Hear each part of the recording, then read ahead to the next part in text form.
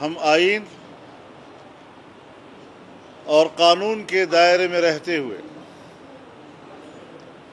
کسی بھی ادارے کے ساتھ تصادم سے احتراز کرتے ہوئے پرامن احتجاج کرنے کے لیے آ رہے ہیں۔ 15 ملین مارچ اور کامیاب ترین ملین مارچ کر کے ہم نے ثابت کیا ہے کہ ہم پرامن۔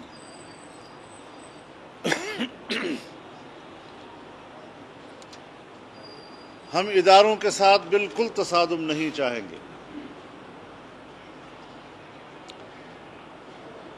اور حکومت سے بھی یہ کہنا چاہتے ہیں کہ عقل کے ناخن لیں۔ اگر آپ نے تشدد کا راستہ اختیار کیا، ہم سے ہمارا آئینی اور قانونی حق چھیننے کی کوشش کی،